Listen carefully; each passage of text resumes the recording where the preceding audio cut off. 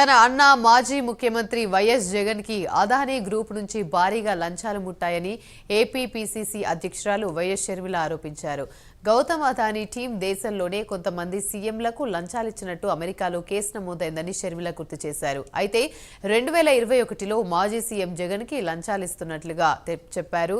నేరుగా జగన్ పేరు ప్రస్తావించలేదని షర్మిల వివరించారు. సీఎంను కలిసి లంచాల గురించి మాట్లాడమని డాక్యుమెంట్లో క్లియర్ గా ఉందని షర్మిల తెలిపారు. అమెరికాకు జగన్ డైరెక్ట్ ఇంట్రెస్ట్ పార్టీ కాదు కాబట్టే జగన్ మోహన్ కి కేసు నమోదు కాలేదని షర్మిల చెప్పారు. వాటా 10% అయితే 30 సంవత్సరాలలో అది మళ్ళీ ప్రభుత్వం చేతికి రావాలి అన్నది రాజశేఖర రెడ్డి గారి ఉద్దేశం అయితే జగన్మోహన్ రెడ్డి గారు ఏం చేశారండి? జగన్మోహన్ రెడ్డి గారు ఆ 10% వాటాని అదానీ గారికి కేవలం 640 కోట్లు అనుకుంటా, ఇఫ్ ఐఎమ్ నాట్ మిస్టేక్, రూపాయలకు అమ్మేశాడు. అంటే దాదాపు ఆ 10% విలువ చేసేది 9,000 కోట్ల రూపాయలు.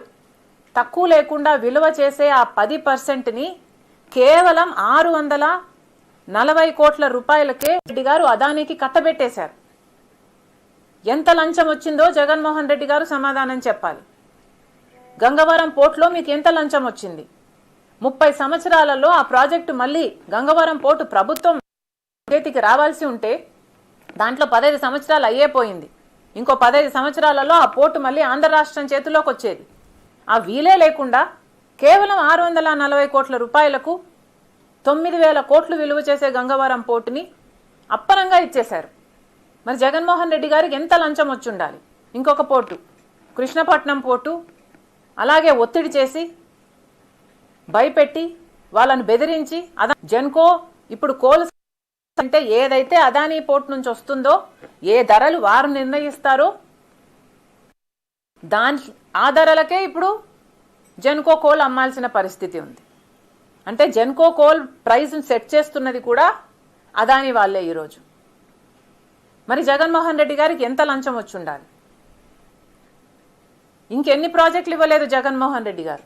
ఇంకోటి డేటా సెంటర్ 40,000 ఉద్యోగాలు ఇస్తామన్నారు అదానీ గారు. జగన్ డేటా సెంటర్లో అన్ని ఉద్యోగాలు వస్తాయా అండి? డేటా సెంటర్ అంటే డేటా స్టోరేజ్ చేసుకునే సెంటర్, హార్డ్వేర్ మోస్ట్లీ. 40,000 ఉద్యోగాలు ఇస్తామన్నారట, ఈయన ఇచ్చేశాడట.